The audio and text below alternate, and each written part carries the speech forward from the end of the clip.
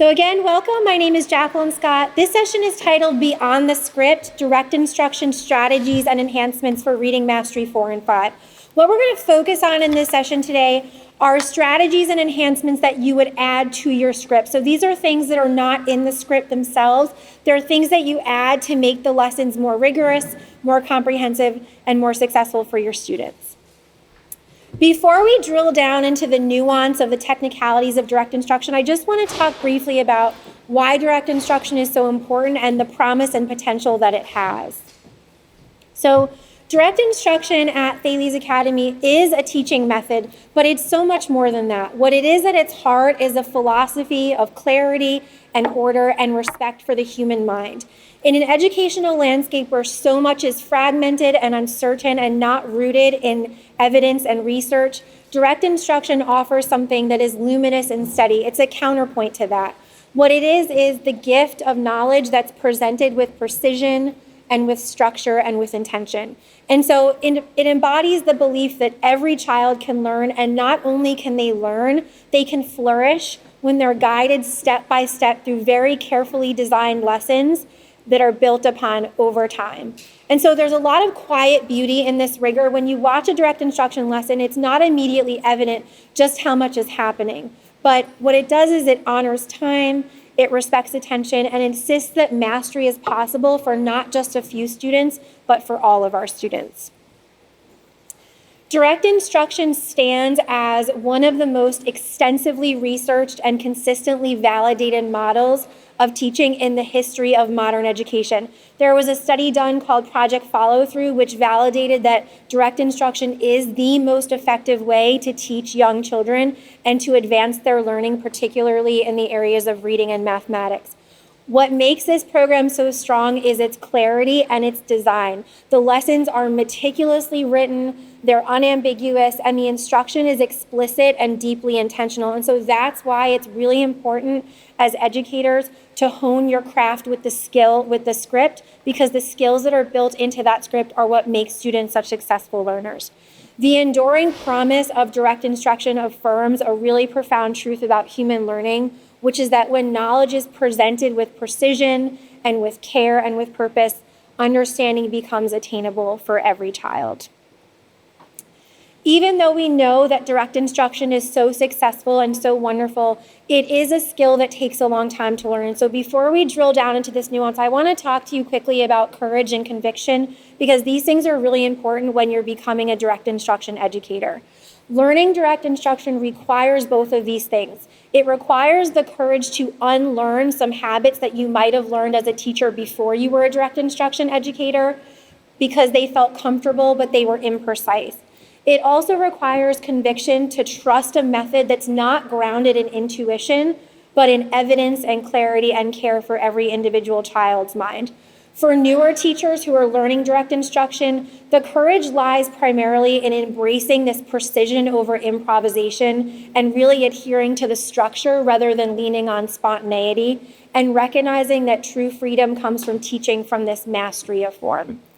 If you are a coach or someone who mentors other teachers, or if you've been doing this for a while, there's the conviction to model patience and clarity and fidelity when you're teaching newer teachers to use direct instruction. We want to give our teachers that same care and attention that we would give to our students. And whether DI is new to you or you've been doing it for years, there's a really beautiful act of intellectual humility that comes with direct instruction, because you learn to view the script not as a constraint, but as a path toward mastery. And so it is, in a sense, an act of moral courage to hold yourself accountable for the success of every student. And it's also an act of conviction to believe that teaching is not an improvisation, but a craft that has to be honed. And so to teach direct instruction is really to stand firmly on principle, and that principle is that every child can learn, that excellence is not born of spontaneity, but it's an intentional, disciplined process. So what is direct instruction? Direct instruction is a model for teaching that emphasizes well-developed and carefully planned lessons that are designed around small learning increments. All of these tasks are very clearly defined, and it's based on the theory that clear instruction eliminates misinterpretation and can greatly improve accelerate learning. What we're going to do now is go over enhancements that as a reading 4 or reading 5 teacher, you would add to your lesson. So these are not in your script. That's why it's called Beyond the Script. So we'll go over what these things are and how to do them. Because I am a DI teacher through and through, even though I'm not in the classroom anymore, I'm going to teach you some of these using direct instruction. And so I'll have you act as the class and I'll be the teacher so that we can go back and forth.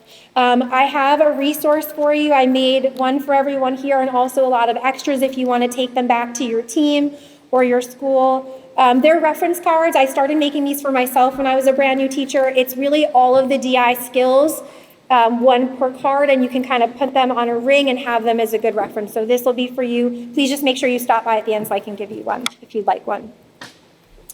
Okay, so the first thing in direct instruction that is not evident in the script is being intentional about where you're standing in the classroom. So the instructor positioning needs to be determined ahead of time. You're not just going to walk into your classroom and pace around without intention. You should be at the front of the room with your eyes on all of your students whenever you are delivering instruction, giving directions, or asking questions. So you'll be in front of your students. Conversely, if your students are reading for fluency practice, you'll want to be circulating because you're going to stand behind the child and read over their shoulder. You should also be circulating during independent work time and whenever you're monitoring, tracking, and tapping. And so if you are a new teacher, it's really helpful to read through your script ahead of time and determine where you should be standing at different points in the lesson. If you're a coach, same thing. You want to be encouraging the teachers to move to the correct place for different parts of the lesson.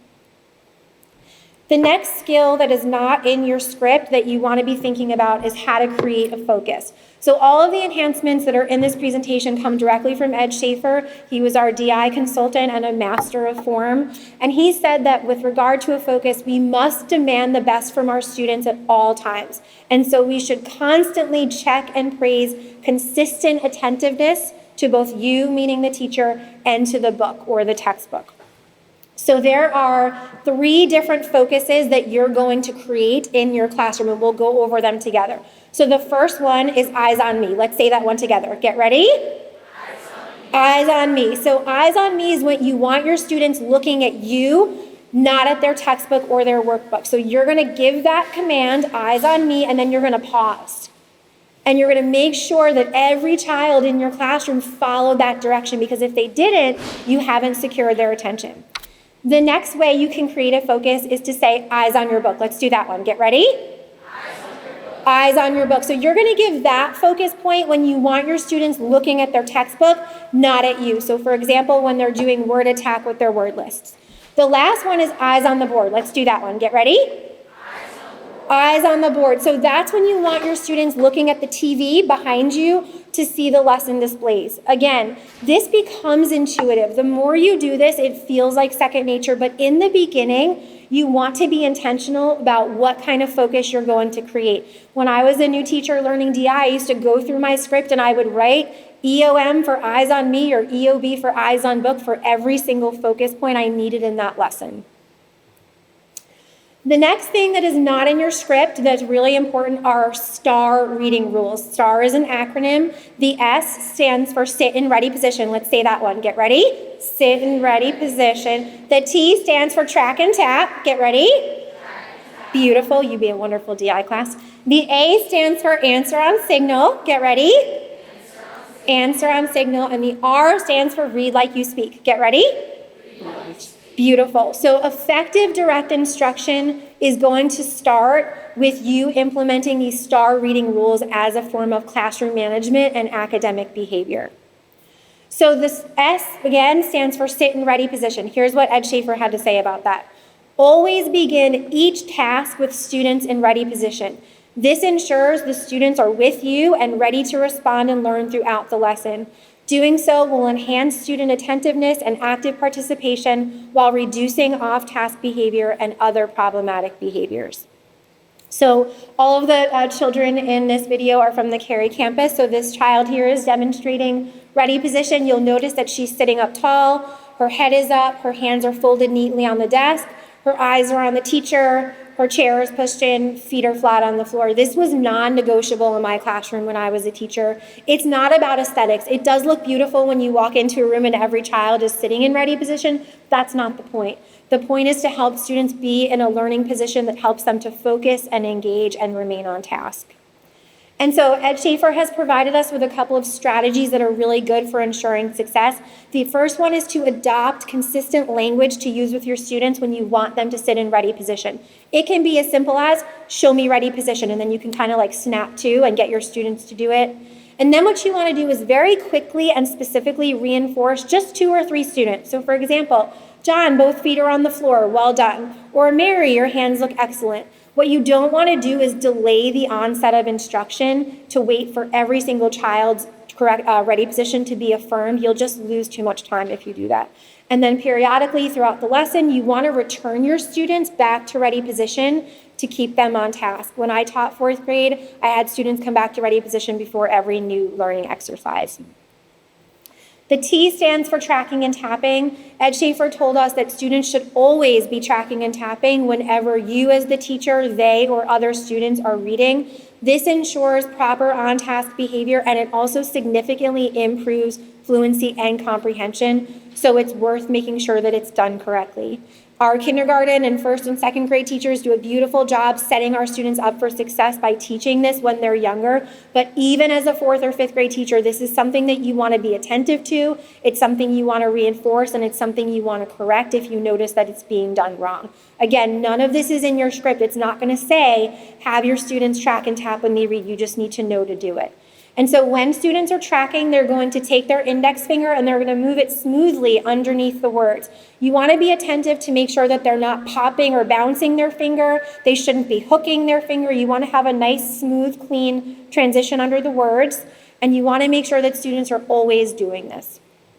The tapping piece comes when they get to punctuation. And so what we're doing is trying to teach students to pause at the appropriate places and for the appropriate amount of time.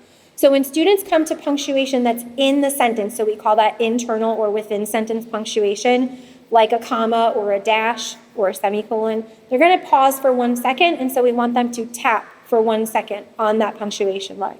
When they get to external or end of sentence punctuation, they're going to tap twice. This tapping is a good reminder for students for how long to pause before they say the next word in the sentence. There's a lot of questions that I get from people over time about what to do with quotation marks. Students are not going to be tapping on quotation marks because that's not a part of punctuation where you would pause. So whenever your students are tracking and tapping, you want to look around and make sure that they're doing it correctly. Okay, there is a correct and proper hand position when students are tracking and tapping. Ed Schaeffer told us that anytime students are reading, they need to have 2 hands on the book at all times. So one hand is going to hold the current page down, the other hand is going to be used to track and tap. This is what it looks like. You'll notice the child has one hand on the book and the other is up top. What we don't want, and I would encourage you to be attentive to this, is you do not want children to take their non-tracking hand and kind of put it in like a half-ready position, if you can kind of picture that. The reason we don't want that is because it ends up blocking the words that are on the page. And so you want to teach your students to put their hand up to that top corner. If you have children in your class who are lefties, they're probably going to need to rotate that book a little bit. That's okay. Okay, the A in our star reading is answer on signals. Signals are extremely important in direct instruction. The only cue that you get as a teacher with how to use a signal is when your script just says signal in parentheses, but it doesn't give you anything more than that. So I want to talk about what the different kinds of signals are and how to use them correctly. So in direct instruction, a signal is a deliberate teacher-led cue or prompt that directs students to answer in an organized way. What we're doing here is coordinating their participation and ensuring clarity. And so we're synchronizing those student responses. Someone asked me once, does it really matter if they all answer at the exact same time? The answer is yes, because if every child answers at the same time, you as the teacher can hear, did all of my students master that answer? Did they understand? Whereas if you allow students to not answer at the exact same time, you don't know if they all understood it, or some of them just repeated the answer that they heard their friend or classmate say a half a second before that. So yes, we want them answering all at the same time. Every single group response to a question that you pose is going to be cued by a signal.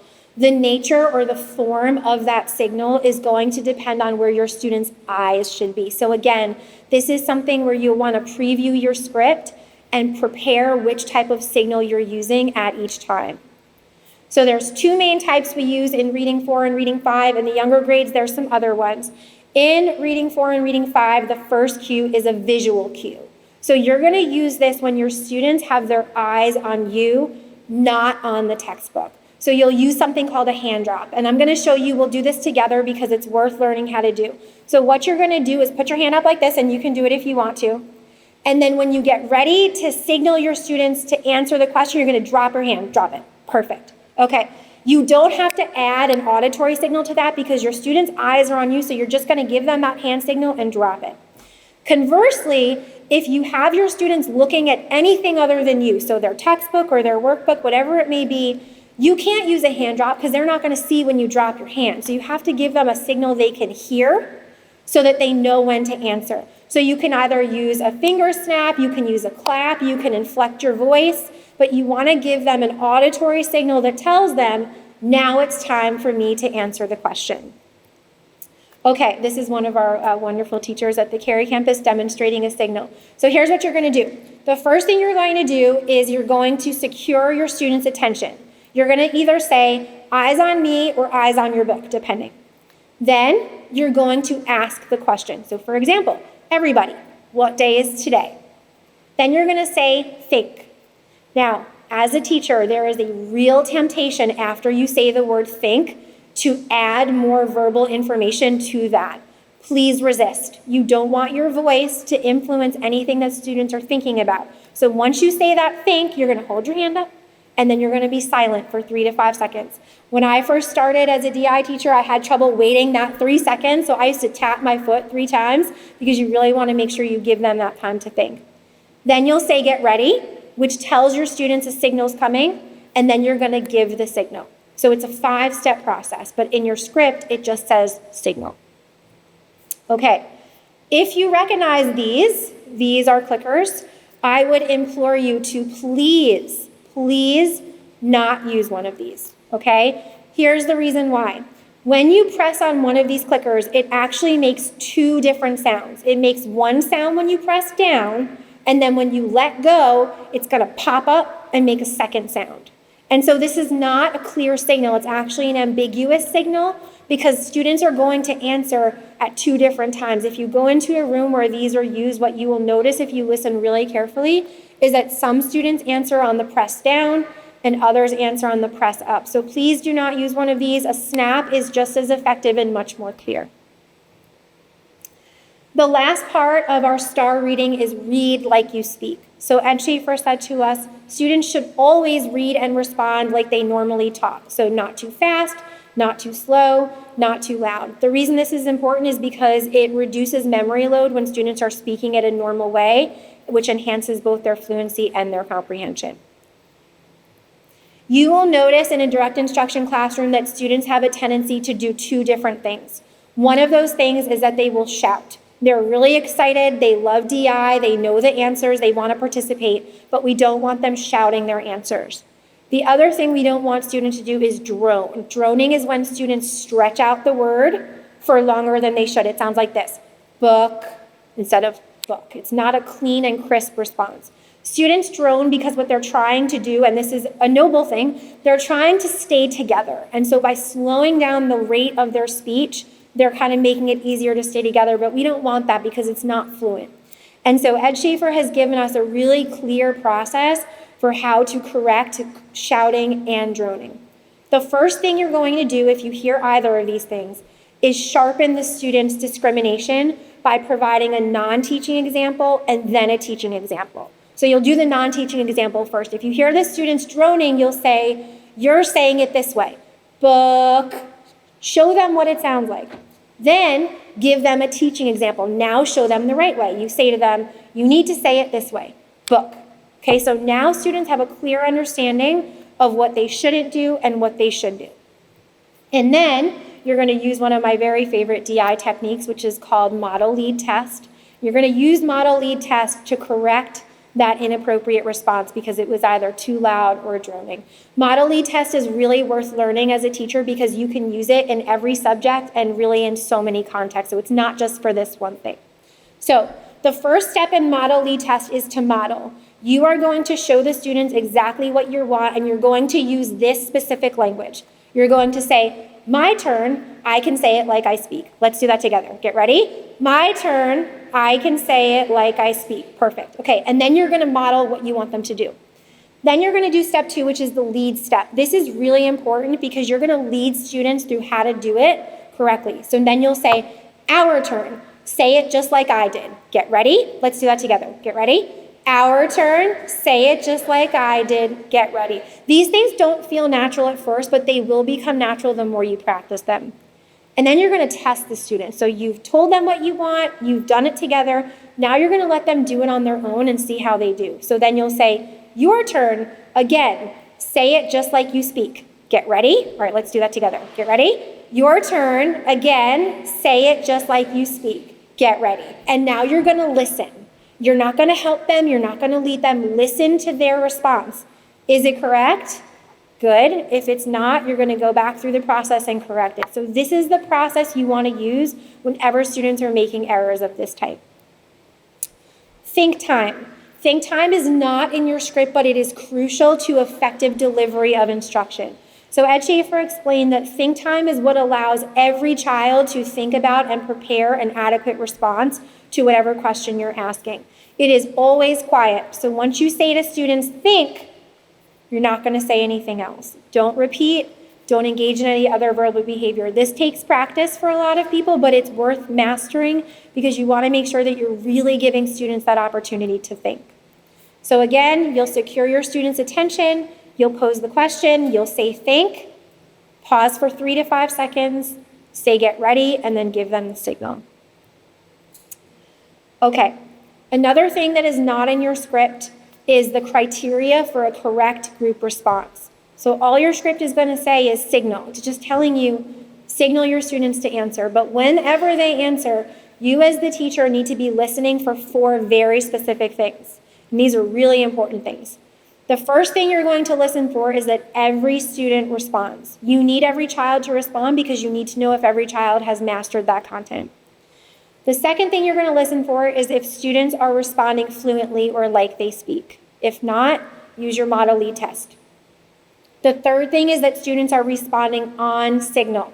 Don't let them answer before you've signaled, and you don't want them to respond after the group. And then the fourth thing is you're going to make sure that students are responding with correct content. If you look through any direct instruction script for reading mastery, you will see a phrase. That phrase is repeat until firm. This here, these 4 things, are what firm a response or make it solid and correct. So be in the habit of ensuring that students repeat their responses until they're meeting all 4 of these criteria correctly. Ed Schaeffer wrote something that I love so much. I think about it all the time. Here's what he said. What is accepted is reinforced and thus repeated. That's important. What it means is whatever quality of response you accept from your students, that's what they're going to do. So if you let them respond incorrectly or not on signal or not like they speak, they will habituate to that, and that's not what we want. So make sure that what you're accepting is what you require to teach well and that you're reinforcing the kinds of responses that you want. Again, verifying correct responses is not in your script. Your script is not going to cue you to do this, but it's really important for building content knowledge. So when you've asked your students a question and they give the correct answer, resist the temptation to say something like, good job, or well done. Those are kind things to say, but they're not specific feedback. So instead, when your students answer a question correctly, you want to repeat that correct answer back to them in a complete sentence if applicable or possible. So you would say yes, you would say yes, and then whatever it is that the answer was. This is a much better way of affirming student responses than just saying something like good job. Okay, we're going to get to my favorite enhancements now. These are the word lists. We're going to do this together because this takes some practice. So even in 4th and 5th grade, even in our most advanced levels of reading mastery, student success depends on their ability to decode at the level of the individual word. And so the lessons always begin with word list exercises that allow us to ensure that students can decode individual words accurately. This is an example here of what word lists look like. You'll see them sorted into columns, and you're going to guide students intentionally and purposely through this exercise a minimum of 3 times to ensure that they're doing it correctly. We call this fast, faster, fastest. So you'll always begin with the fast way. We have one goal when we read this word list the first time, and that is to ensure accuracy. We're not worried about students answering really quickly. We just want them to be accurate. And so what we're going to do this first time through is give students sufficient time to think about the answer, and we're going to verify every single response. Are you all able to see this on the TV? Yes? Okay. So when you go through the first time, you'll tell students to touch under the first word in column 1.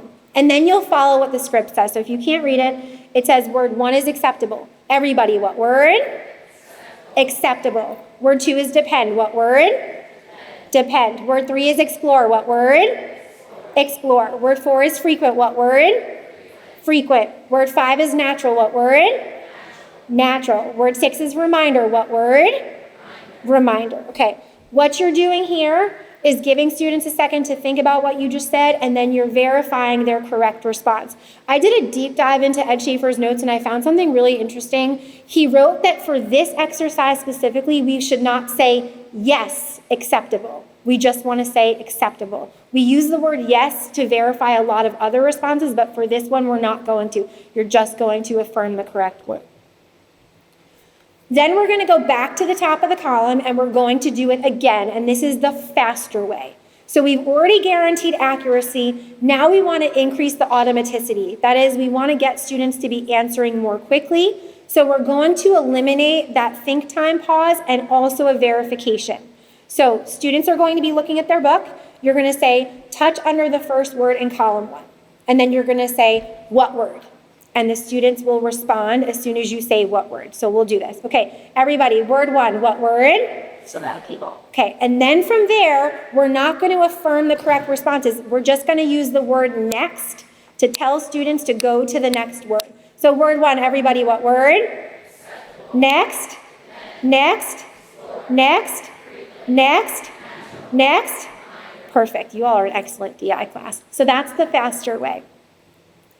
And now we're going to do it a third time. This is the fastest way.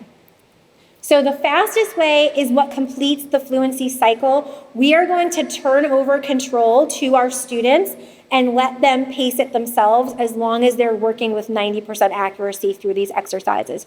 So you are only going to give one signal for this whole way through, and that one signal is going to be used to tell students to read from the top of the column to the bottom and then straight back up. So here's what that would sound like.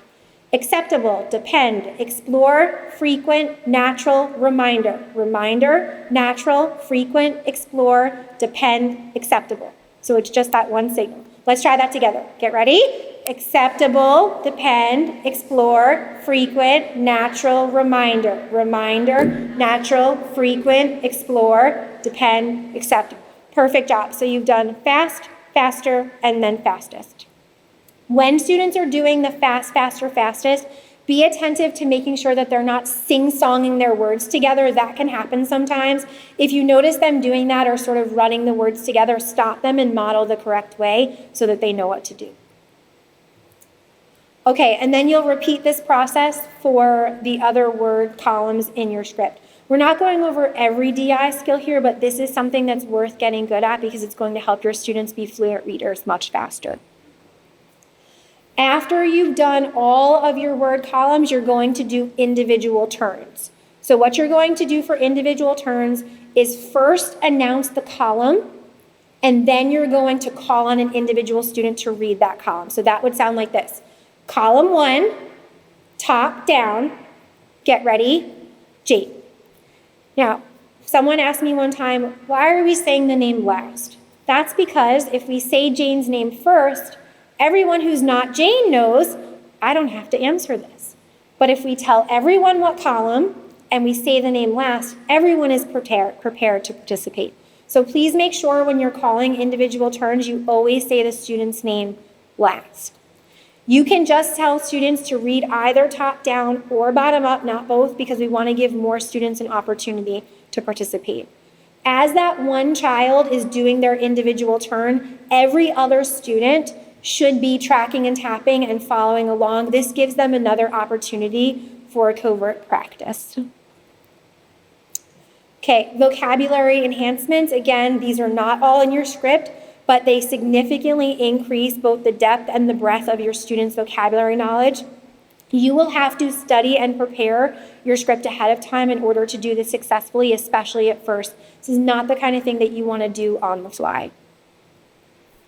So even though your script is going to have vocabulary tasks embedded throughout the word list, in reading 4 and 5, you're going to skip right over that. You're going to save all those until you've done the individual turns and the word lists. So you're going to save it. And then in order to secure your student's attention better, you're going to have them flip over their book. So if you look at the picture up on the screen, you'll see the child's book is turned over. We do this because we don't want them just reading the definition from the textbook, which is what the script actually says to do. So we're not doing what the script says here. We're going to have the students turn their book over. I liked my students to sit in ready position when their book was turned over so that their hands were in one predictable place. The first vocabulary enhancement that you're going to use is called an ask back. An ask back is simply asking back a vocabulary word from its definition. So the screenshot on top is from a script. You'll see that it gives the vocabulary word pantry, and then it gives a definition. A room where food is stored is called a pantry. What you're going to do when you teach this is first tell the students what the word is. So pantry was actually the second word in the word list. So you would say, word 2 is pantry. What word? Pantry. Yes, pantry. Okay. Then you're going to read the definition that's there. A room where food is stored is called a pantry. That's the definition. In this particular example, the ask back is in there, but it is not always in there, so it's something you need to practice adding in. So now you're going to ask back the word from the definition. So you'll say, everybody, what do we call a room where food is stored? Think, get ready. Pantry, right. So that's the ask back, simply asking back the word from the definition. After that, you're going to insert what's called a flip-flop. A flip-flop is a transposition of the word and its definition. This is a much more cognitively demanding task because it requires students to recall a definition rather than just to recall a word. And so after you have told the students the word, read the definition to them, asked back the word from the definition, now you're going to ask them for the definition. So you'll say, so what is a pantry? Think, get ready, and then you'll signal your students and they're going to say a room where food is stored. So you're going to add this into your script and then you'll affirm their answer by saying, yes, a room where food is stored is called a pantry. This is not intuitive and it's not scripted. So when you're preparing to teach or preparing to coach, whichever it may be, you want to write these things out ahead of time in the beginning until they feel more natural. In reading 4 and reading 5, there are a lot of really beautiful vocabulary words. We teach students very sophisticated definitions, but sometimes the definitions are complex because they contain multiple parts. So this is an example from a reading 4 lesson. The phrase is perpetual clock, and here's the definition that's given. A perpetual clock is an expensive type of clock that can run without electricity and doesn't need to be wound up. It is not likely that your students are going to recall that entire definition in one time. So what you're going to do is use one of Ed Schaeffer's strategies, which is called teaching complex parts in phrases. So as the teacher, you need to look at this definition ahead of time, and you're going to think about where in this definition can I find a natural break. So when I looked at this one, I think that you would break it up in the following way. We would say a perpetual clock is an expensive type of clock. That's the first idea. That can run without electricity. That's the second idea.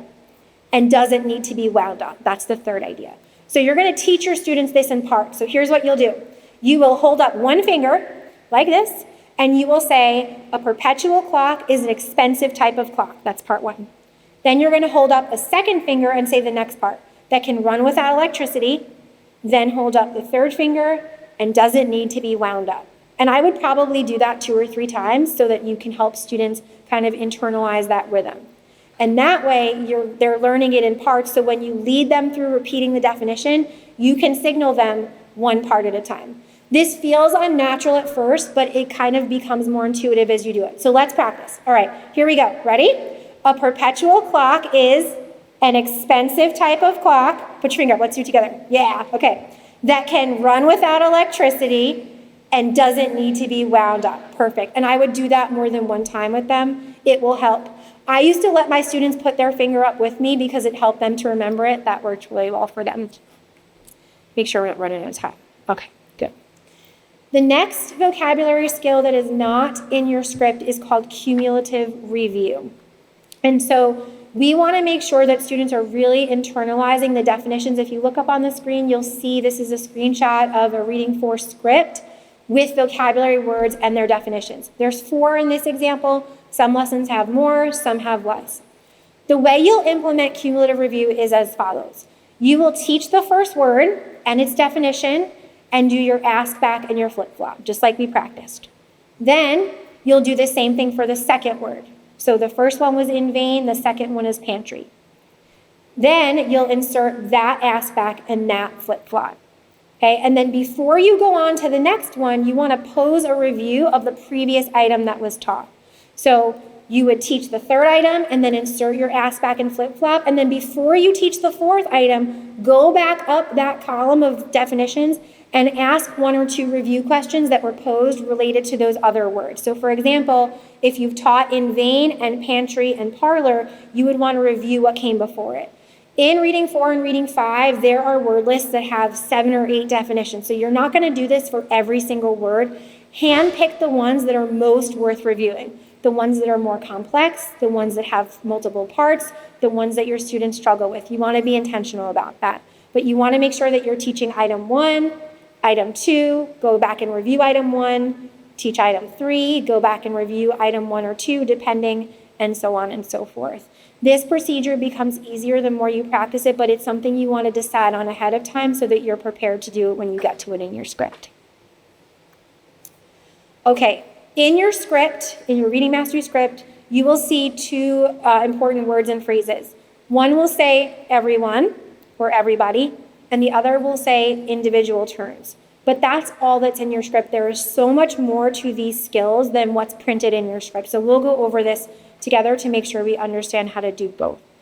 So when you're asking a whole group question, you're asking it to the whole group if the answer is convergent. Convergent means that there's only one correct answer. So for example, what day is today? There's only one correct answer. You're also asking whole group questions if the answer is short.